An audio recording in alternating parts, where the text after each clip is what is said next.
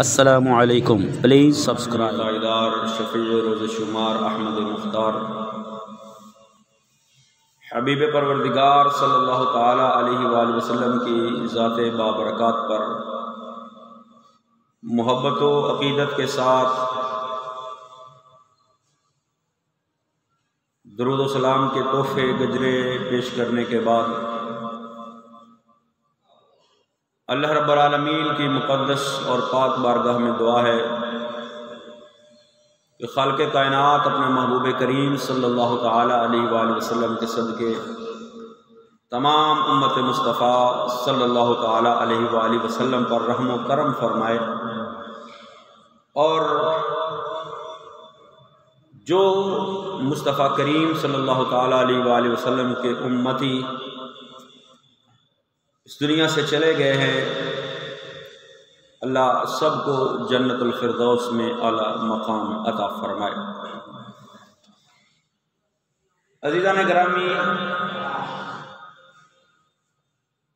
ہم میں سے ہر ایک یہ خواہش رکھتا ہے اور اس کی کوشش بھی کرتا ہے کہ مرنے کے بعد ہمیں جنت نصیب ہو جائے، کیونکہ رب العالمین احکم الحاکمین نے اس کائنات کے نظام کو بنایا اور اس کائنات کو ختم کرنے کا بھی ایک وقت مقرر کیا ہوا۔ جب یہ دنیا ختم ہوگی، آخرت برپا ہوگی، میدان محشر لگے گا، تو کچھ لوگ ایسے ہوں گے جن کو جہنم کے اندر داخل کیا جائے گا، اللہ کی طرف سے ان کو عذاب دیا جائے گا، لیکن کچھ خوش نصیب ایسے ہوں گے جن کو اللہ جنت عطا فرمائے گا، کیونکہ اللہ رب العالمین احکم الحاکمین نے اپنے ماننے والوں اور اپنے انبیاء کی امت میں سے نیک لوگوں اور امت مصطفیٰ صلی اللہ تعالی علیہ وآلہ وسلم کے لیے خاص کر جنت کو تیار کیا ہے۔ تو ہم میں سے ہر شخص اس کی یہ خواہش ہے، اس کی یہ تمنا ہے کہ مرنے کے بعد ہمیں جنت نصیب ہو جائے۔ کچھ لوگ تو اس کے لیے کوشش بھی کرتے ہیں، محنت کرتے ہیں، اللہ اور اس کے رسول کے احکامات پر عمل پیرا ہو کر اپنے رب کو اور اپنے محبوب کو راضی کرنے کی کوشش کرتے ہیں، کیونکہ جب اللہ اور اس کا رسول راضی ہوگا تو پھر جنت مل جائے گی۔ لیکن ہم میں سے اکثریت ایسے لوگوں کی بھی ہے جو صرف اور صرف جنت کی امید لگا کر بیٹھے ہیں۔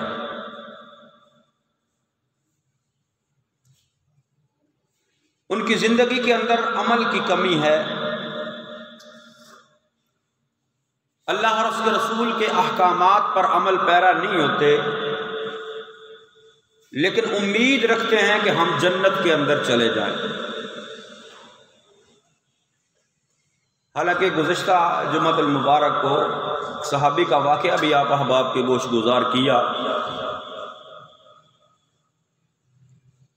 کہ جنہوں نے بارگاہ رسالت مآب صلی اللہ تعالی علیہ وآلہ وسلم کے اندر یہ سوال کیا کہ یا رسول اللہ، میں جنت میں آپ کی رفاقت چاہتا ہوں۔ آقا نے فرمایا اگر مجھ سے محبت کرتا ہے تو جنت ملے گی، میری رفاقت بھی ملے گی۔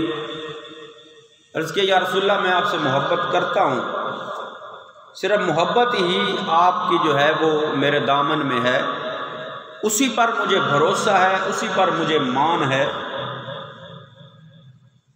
حالانکہ صحابی ہے، نماز روزہ کی احکامات الہیہ کی پابندی کرنے والے ہیں، لیکن اس کے باوجود وہ بھروسہ کر رہے ہیں نبی کریم صلی اللہ تعالی علیہ وآلہ وسلم کی محبت پر۔ تو آقا نے ان کو بھی یہ فرمایا کہ پھر سجدوں کے ساتھ تو میری استعانت کر، یعنی اللہ کی بارگاہ میں کثرت سے سجدے کر، نوافل کی ادائیگی کر، اس کی عبادت کر، اس کی بندگی کر، تو پھر میں تجھے جنت میں اپنے ساتھ لے جاؤں گا۔ ایک صحابی کو جب نبی کریم صلی اللہ تعالی علیہ وآلہ وسلم کثرت سجود کی ترغیب دلا رہے ہیں، حالانکہ صحابی ہے، اس کا وہ مقام ہے جو کائنات کے اندر کسی غوث قطب ابدال ولی کو بھی نہیں مل سکتا، صحابی کا اتنا بڑا درجہ ہے، لیکن اس کے باوجود رسول اللہ صلی اللہ تعالی علیہ وآلہ وسلم نے ان کو فرمایا کہ کثرت سجود، سجدوں کی کثرت۔ لیکن آج ہم اگر اپنے دامن کے اندر دیکھیں، اپنے گریبان کے اندر جھانکیں،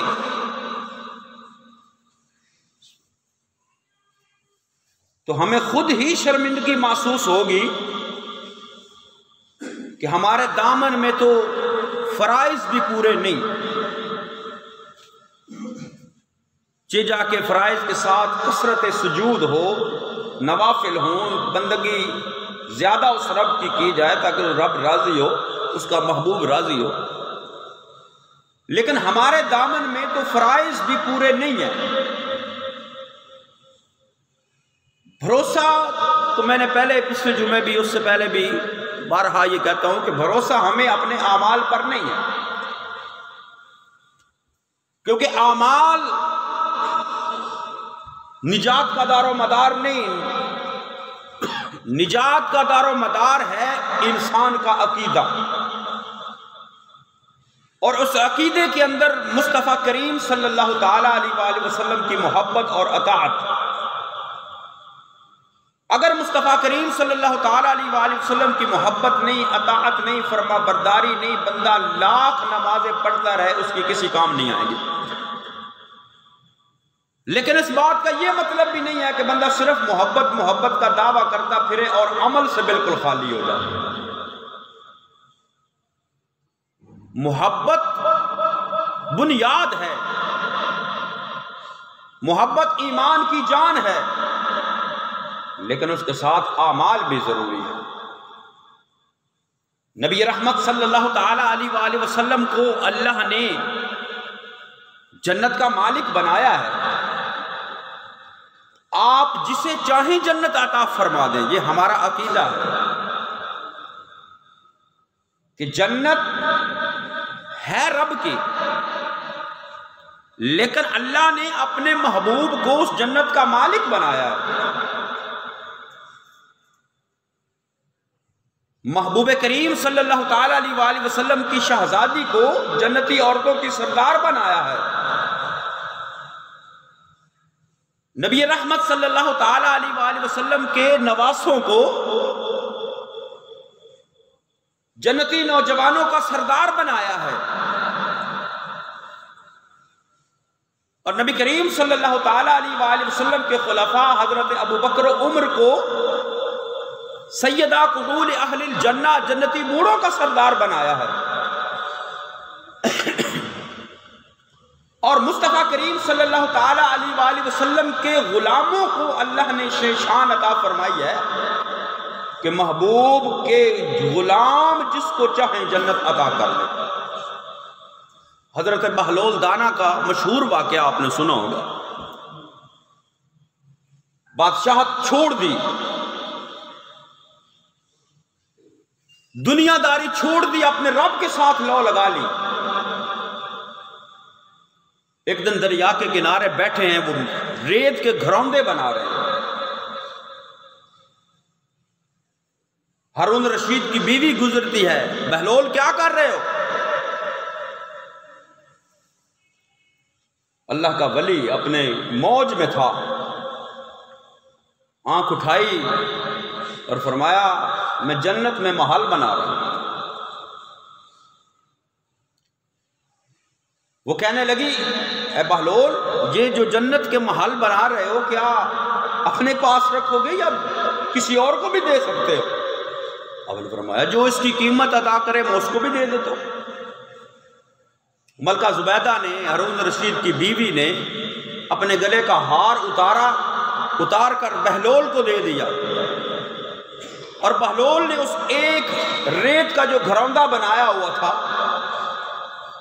اس کے گرد دائرہ لگایا اور گھروندے کے اوپر لکھ دیا یہ ملکہ زبیدہ کا۔ واپس اپنے محل میں پہنچتی ہے، ہارون رشید کو یہ بتاتی ہے کہ آج بہلول سے ملاقات ہو گئی، اور اس طرح میں نے اس سے جنت کا محل خریدا ہے۔ وہ ہارون رشید کہنے لگا ہے ملکہ تو بھی بڑی بھولی ہے، وہ کہاں مٹی کے گھروندے، وہ کہاں جنت کا محل۔ رات ہو گئی، نیند کی آغوش میں چلے گئے ہارون الرشید بھی اور اس کی بیوی بھی۔ ہارون رشید خواب میں دیکھتا ہے کہ وہ جنت کے محلات میں ٹہل رہا ہے، ٹہلتے ٹہلتے دیکھتا ہے ایک محل کے اوپر لکھا ہوا ہے ملکہ زبیدہ۔ سوچتا ہے یہ تو میری بیوی ہے، کیوں نہ اس کے محل کو میں اندر سے دیکھوں۔ اندر جانے لگتا ہے تو اس کے دربان اس کو روک لیتے ہیں۔ وہ کہتا ہے کہ یہ میری بیوی، دربان کہنے لگے وہ دنیا کا معاملہ، دنیا میں تیری بیوی ہے، یہ جنت ہے، یہاں جس کو رب ملائے گا، رب چاہے گا وہ یہاں اکٹھے رہیں گے، لیکن فی الحال وہ دنیا کے اندر ہے، یہ جنت ہے، یہاں تو داخل نہیں ہو سکتا۔ آنکھ کھلی، صبح پھر باہر نکلا، باہر نکل کر دیکھا بہلول کو، دیکھا بہلول اسی طرح وہ مٹی کے گھروندے، ریت کے گھروندے دریا کے کنارے بنا رہا ہے۔ ہارون رشید پوچھتا ہے بہلول کیا کر رہے ہو؟ بہلول نے آنکھ اٹھائی اور کہنے لگا ہارون رشید یہ میں جنت میں محل بنا رہا ہوں۔ ہارون رشید کہنے لگا ہے بہلول اس کو بیچو گے؟ اس کی قیمت کتنی ہے اگر کوئی خریدنا چاہے؟ تو بہلول کہنے لگے کہ تیری ساری سلطنت جو ہے نا وہ اس کی قیمت ہے۔ ہارون رشید کہنے لگا بڑا عجیب معاملہ ہے، کل اس کی قیمت ایک ہار تھی، آج اس کی قیمت میری پوری بادشاہی کیسے ہو گئی؟ بہلول کہنے لگے اے ہارون الرشید وہ جس نے کل خریدا تھا نا اس نے بغیر دیکھے سودا کیا تھا، تو آج دیکھ کر آیا ہے، تو دیکھ کر آیا ہے، اور بغیر دیکھے سودا اور ہوتا ہے، دیکھ کر سودا اور ہوتا ہے۔ تو بہرحال بات میں یہ کرنا چاہتا ہوں کہ محبوب کے غلاموں کو اللہ نے یہ شان عطا فرما دی ہے کہ محبوب کے غلام جس کو چاہے جنت عطا کر دے، محبوب کے غلام جسے چاہے جنت کا مالک بنا دے۔ اور یہ بات کو صرف واقعے کی صورت میں تک محدود نہیں، خالق کائنات وحدہ لا شریک کا قرآن ہے، خالق فرماتا ہے تلک الجنت التی نورث من عبادنا من کان تقیا، فرمایا جو مجھ سے ڈرنے والا میرا بندہ ہوتا ہے، میرے بندوں میں سے جو تقوی اور پرہیزگاری اختیار کرنے والا ہوتا ہے، من عبادنا میرے بندوں میں سے، اور بندے کون ہوتے ہیں؟ فرمایا رجال اللہ تلہیہم تجارت ولا بیع عن ذکر اللہ، فرمایا مرد وہ ہے، بندہ وہ ہے جس کو دنیا کا کاروبار، دنیا کی تجارت، کوئی چیز بھی اس کو رب کے ذکر سے غافل نہ کرے۔ تو جو فرمایا میرے بندے ہوتے ہیں میں جنت کا ان کو وارث بنا دیتا ہوں۔ جنت ان کی وراثت ہو جاتی ہے، جس کو چاہیں وہ عطا کر دیں۔ یہ تو محبوب کے غلاموں کی شان ہے۔ تو نبی کریم صلی اللہ تعالی علیہ وآلہ وسلم تو مالک جنت ہیں، اور ہم میں سے ہر ایک کی خواہش جنت کے حصول کی ہے۔ ہم میں سے ہر کوئی چاہتا ہے، میں بھی چاہتا ہوں، آپ بھی چاہتے ہیں، اور جو مسجدوں میں نہیں آتے باہر بیٹھے ہوئے ہیں وہ ہم سے زیادہ جنت کے طلبگار ہیں۔ ان کی بھی خواہش ہے ہمیں جنت ملے۔ تو صرف محبت مصطفیٰ کریم صلی اللہ تعالیٰ علیہ وآلہ وسلم کی، اس کا دعویٰ، صرف دعویٰ کام نہیں آئے گا، اس دعوے کے ساتھ دلیل اور عمل جو ہے وہ ضروری ہے، جس کی تلقین محبوب نے اپنے غلام کو، اپنے صحابی کو کی۔ اور نبی کریم صلی اللہ تعالیٰ علیہ وآلہ وسلم کی حدیث مبارکہ مشکات شریف باب حفظ اللسان کے اندر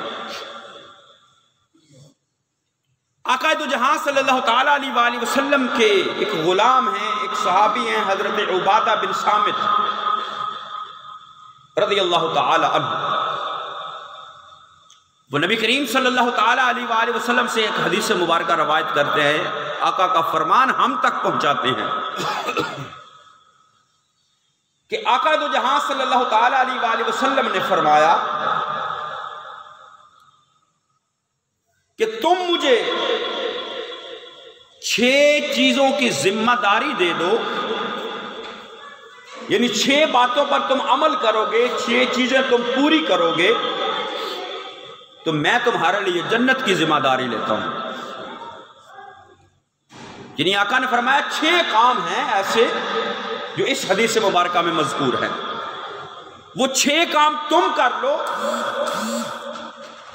تو جنت کی ذمہ داری میں لیتا ہوں، تم یہ 6 کام کرو گے، میں محمد تمہیں جنت میں لے کر جاؤں گا۔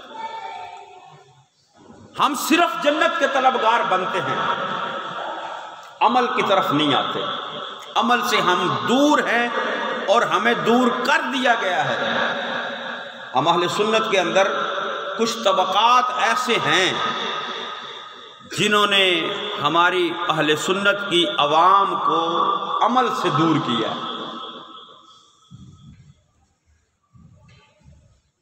ان کا طریقہ کار ہی الگ ہے، وہ شریعت کو طریقت سے الگ کر دیتے ہیں، وہ صرف محبت کا دعویٰ کرتے ہیں، عمل کی طرف نہیں آتے، نہ خود آتے ہیں نہ اپنے ساتھ چلنے والوں کو آنے دیتے ہیں۔ جن میں یہ آج کے نام نہاد پیر جو حقیقی اولیاء کاملین ہیں، اللہ والے ہیں، ان کی اولادیں ہیں جو کاملین ہیں، جو خود بھی شریعت پر عمل کرنے والے ہیں، اپنے مریدوں کو بھی شریعت پر عمل کا درس دیتے ہیں، حکم دیتے ہیں، ان کی بات نہیں کرتے۔ ان کے ساتھ تو اپنا دامن وابستہ کرنا ضروری ہے کہ وہ ہمارے دامن کو پکڑ کر رب کی بارگاہ میں لے جائیں گے، لیکن وہ پیر جو اپنی دکانداری چمکا رہے ہیں، صرف نہ خود شریعت کی طرف آتے ہیں، نہ اپنے متعلقین کو شریعت کی طرف آنے دیتے ہیں، نہ خود نماز، نہ مریدوں کو نماز کی تلقین۔ اور دوسرے نمبر پر یہ چند نعت خوان جو محفلوں کے اندر 1-2 شعر، 1-2 کلام ایسے پڑھ کے اپنی جیب گرم کر کے اور لوگوں کو وہ جنت کی ٹکٹیں تقسیم کر کے چلے جاتے ہیں، اور کچھ ایسے خطیب بھی اس میں شامل ہیں۔ یہ 2-3 طبقات ہیں جنہوں نے ہماری اہل سنت کی عوام کو عمل سے دور کر دیا۔ حالانکہ مصطفیٰ کریم صلی اللہ تعالیٰ علیہ وآلہ وسلم دنیا کے اندر آپ کا جو پیغام ہم تک پہنچا ہے وہ عمل کا پیغام ہے کہ عمل کیا جائے، عمل کرو، عمل کرو، عمل کرو۔ آقا دو جہاں صلی اللہ علیہ وسلم نے ارشاد فرمایا جو تم 6 باتوں پر عمل کر لو، ان 6 چیزوں کی ذمہ داری تم مجھے دے دو کہ یہ 6 کام ہم کریں گے، آقا نے فرمایا میں تمہیں جنت کی ضمانت دیتا ہوں۔ تو جنت کی ضمانت وہی دے سکتا ہے جس کے اختیار میں ہو جنت دے دینا۔ تو پہلی بات نبی کریم صلی اللہ تعالیٰ علیہ وآلہ وسلم نے فرمایا اب ہم اس حدیث مبارکہ کو سنیں اور اپنی زندگی پر غور کریں کہ کیا ان 6 باتوں میں سے ہم کتنی باتوں پر عمل پیرا ہوتے ہیں، کتنی باتوں پر عمل کرتے ہیں، اور کتنا ان باتوں سے ہم دور ہیں اور ان کے خلاف کرتے ہیں۔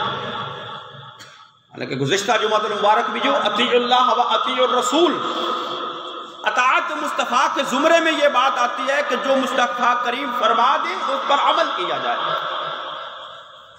اور خالق کائنات وحدہ لا شریک نے بھی قرآن میں یہ فرمایا کہ جو میرا محبوب تمہیں عطا کرے، جو تمہیں دے اس کو پکڑ لو، اس کو لے لو۔ وَمَا نَهَاكُمْ عَنْهُ فَانْتَهُوا، اور جس سے میرا محبوب منع کر دے اس سے رک جاؤ۔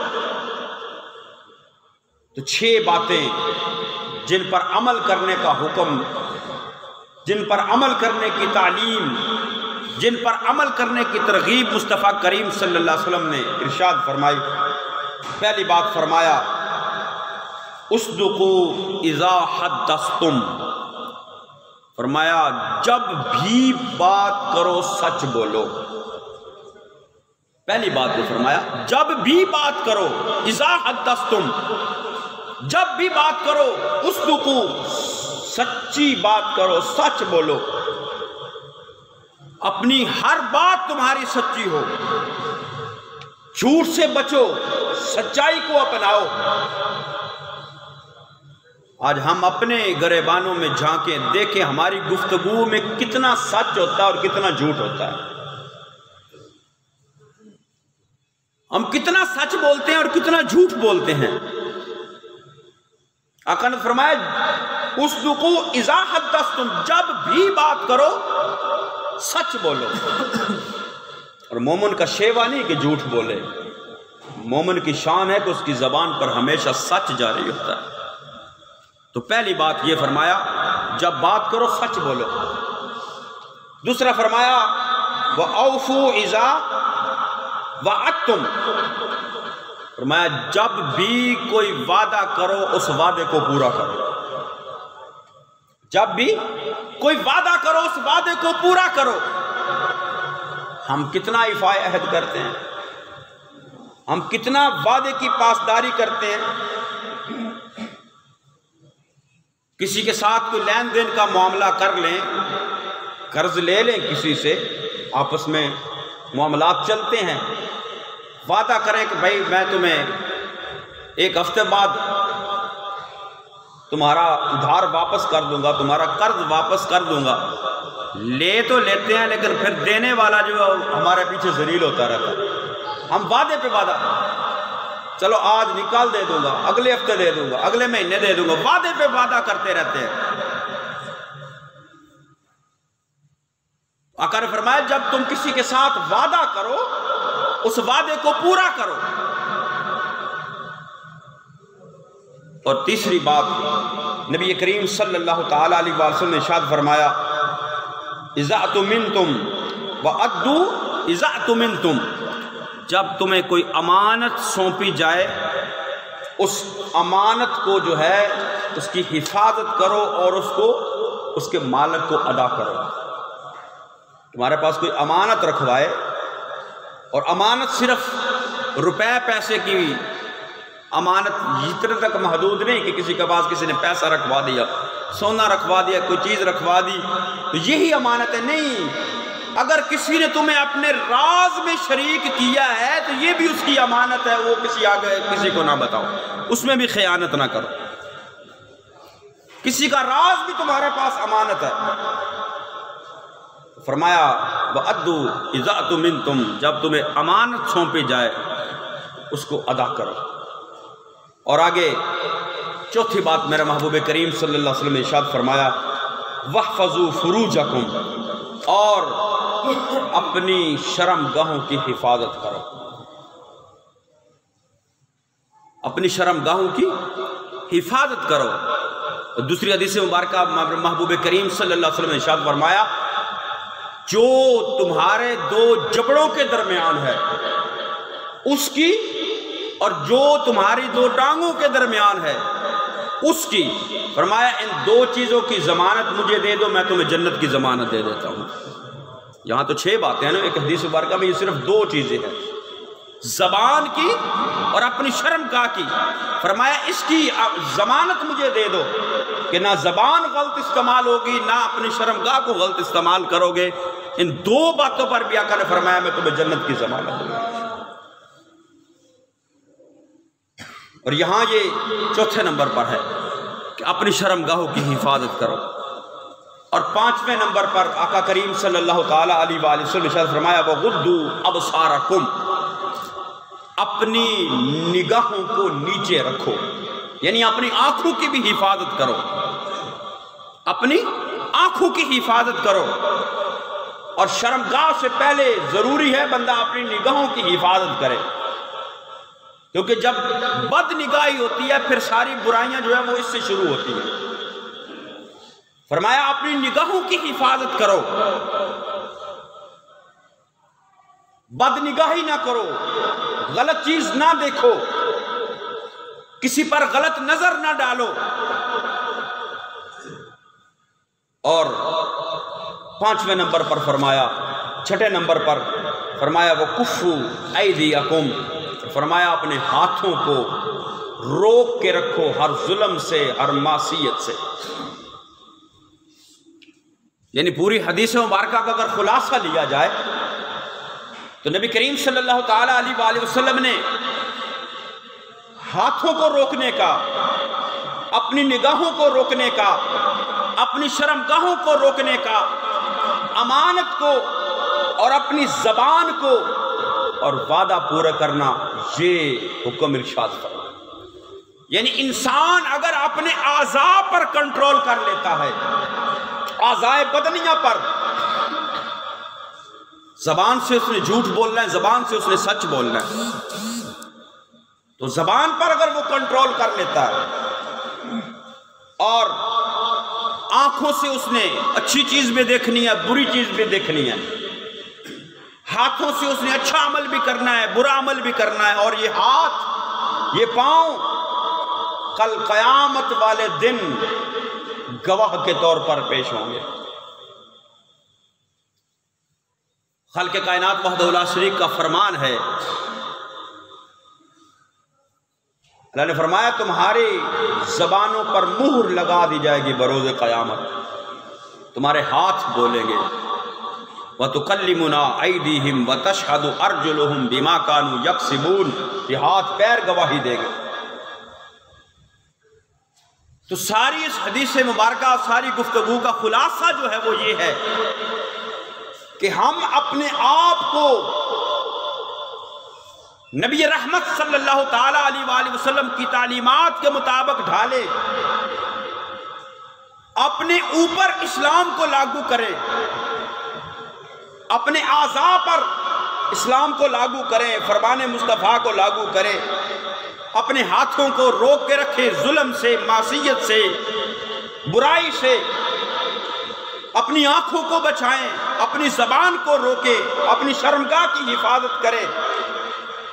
یہ جب 6 باتیں ان پر ہم عمل کریں گے، عمل بات ہی جو شروع ہوئی تھی وہ یہ کہ ہم صرف محبت کا دم بھرتے ہیں، صرف محبت کے دعوے دار ہیں. اور میں نے یہ پہلے کہا کہ ہمیں بھروسہ جو ہے وہ اپنی عبادات پہ نہیں، اپنے اعمال پہ نہیں، ہمیں بھروسہ ذات مصطفیٰ پر ہے، محبت مصطفیٰ پر ہے، لیکن اس کے ساتھ ساتھ جو ہے وہ عمل کرنا بھی ضروری ہے. ہم میں سے کوئی کسی کیس میں پھنس جائے اور کوئی بندہ اس کی ضمانت دیتا ہے کہ بھئی آج کے بعد یہ بندہ یہ کام نہیں کرے گا، میں اس کا ضامن ہوں، آج کے بعد یہ بندہ یہ کام نہیں کرے گا، میں اس کا ضامن ہوں. تو ضمانت دینے والا اس بات پہ ضمانت دیتا ہے کہ آج کے بعد یہ بندہ یہ کام نہیں کرے گا، تب اس کی ضمانت ہوتی ہے. لیکن اگر وہ جس کی اس نے ضمانت دی ہے اس پر عمل نہ کرے جس کام کی اس نے ضمانت لی ہے اس کام کرنے سے وہ باز نہ رہے، وہ وہی کام دوبارہ کر لے تو ضامن اپنی ضمانت واپس لے لیتا ہے۔ ضامن اپنی ضمانت سے ہاتھ اٹھا لیتا ہے، بھائی میں نے اس بندے کی ضمانت لی تھی اس کام کی وجہ سے کہ یہ کام یہ بندہ دوبارہ نہیں کرے گا، اگر یہ باز نہیں آ رہا میں اپنی ضمانت واپس لیتا ہوں۔ تو کیا حال ہوگا ہمارا اس وقت جب اگر مصطفیٰ کریم صلی اللہ تعالیٰ علیہ وآلہ وسلم فرما دیا میرے مولا میں نے ان کو کہا تھا یہ کام کرو میں تمہاری جنت کی ضمانت دیتا ہوں، مولا انہوں نے یہ کام نہیں کیے میں اپنی ضمانت واپس لے لیتا ہوں، کیا بنے گا ہمارا؟ کہاں جائے گی اس وقت ہماری زبانی کلامی محبت اور اس کے دعوے؟ جب ہم نے ان تقاضوں کو پورا نہیں کیا، جب ہم نے مصطفیٰ کریم صلی اللہ تعالیٰ علیہ وآلہ وسلم کی بات کو نہیں مانا، ہم نے مصطفیٰ کو مانا ہے، مصطفیٰ کی ہم نہیں مانتے۔ ہم اللہ کو مانتے ہیں لیکن اللہ کی نہیں مانتے، مصطفیٰ کو مانتے ہیں مصطفیٰ کی نہیں مانتے۔ یہ ہمارے اندر کمزوری ہے، اور خاص کر یہ اہل سنت کے اندر۔ یہ ہمارے ساتھ دوسرے محلے میں اگر کوئی بندہ 4 دن نمازیں پڑھے نا تو 4 دن بعد مہینے بعد آپ دیکھو گے اس کے چہرے پر داڑھی ہوگی اتنی بڑی۔ اپنے محلے میں دیکھ لیں جن کے چہرے پر داڑھی نہیں ہے، نماز شروع کی ہے، نماز پڑھتے رہے مہینہ 2 مہینے 4 مہینے، اس کے بعد یعنی انہوں نے اپنے اوپر اس چیز کو لاگو کر لیا ہے۔ لیکن ہم اہل سنت اور ہمارے بزرگ 70 80 سال عمر ہو جاتی ہے، نمازیں پڑھتے گزر جاتی ہے، لیکن ہمارے چہرے پھر بھی سنت مصطفیٰ سے خالی ہوتے ہیں۔ 70 80 سال کے بوڑھے بھی، اور خاص کر جمعے والے دن وہ نائی کے پاس جا کر چنگا گھٹ کے اس طرح مار رہا ہے۔ کیا کسی عقل مند نے کہا کہ بھئی جب سے تو جوان ہوا ہے یہ داڑھی آنا شروع ہوئی ہے، تو اس کو کٹواتا رہا ہے، اس کو اس طرح پھرواتا رہا ہے، اس کو ختم کرواتا رہا ہے، 60 70 سال تیری عمر ہو گئی، یہ داڑھی رکی نہیں، یہ پھر نکل آتی ہے۔ تو بھئی اب یہ نہیں رکی، تو ہی رک جا اس بات سے کہ اس کو مٹوانے سے، تو ہی باز آ جا۔ 70 80 سال کا بوڑھا ہو کر بھی دل یہی کرتا ہے کہ ہم 17 18 سال کے جوان پپو بچے بنے۔ اللہ کی بارگاہ میں تمہارا چہرہ وہ خوبصورت نہیں جو تم دنیا کو دکھاتے ہو، دنیا کے سامنے خوبصورت بنتے ہو، تمہارا چہرہ اللہ کی بارگاہ میں وہ خوبصورت ہوگا جو مصطفیٰ کریم کے چہرے کے مشابہ ہوگا۔ یعنی صرف ہم محبت نہ کریں، ہم صرف اللہ اور اس کے رسول کو مانے نہیں، ان کی باتوں کو بھی مانیں، ان کے احکامات پر بھی عمل پیرا ہوں، تاکہ جب کل قیامت کا دن ہو مصطفیٰ کریم صلی اللہ تعالیٰ علیہ وآلہ وسلم کے سامنے ہم رب کی بارگاہ میں حاضر ہوں۔ تو کمی بیشی تو ہوتی ہے، گناہ بھی ہو جاتے ہیں، لیکن ہمارے دامن میں کچھ اتنی نیکیاں تو ہوں نا، اتنا تو کچھ ہم نے مصطفیٰ کی باتوں پر عمل کیا ہو کہ محبوب فرمائے مولا میں نے ان کی فلاں فلاں بات کی ضمانت لی تھی، یہ انہوں نے کی ہیں مولا، جو باقی کمیاں تو معاف فرما دے۔ لیکن ہمارے دامن بالکل ہی خالی ہوا تو کیا کریں گے ہم؟ اس دن آکڑتے مغروری سب نکل جائے گی تیری، جس دن پاک محمد سرور کیا اے نہیں امت میری۔ اس لیے ہمیں امتی بننے کے لیے، امتی رہنے کے لیے جو کام مصطفیٰ کریم نے فرمائے ہیں ہمیں ان پر عمل کرنے کی ضرورت ہے۔ اللہ رب العالمین احکم الحاکمین ہمیں عمل کی توفیق نصیب فرمائے، آمین وما علیہ۔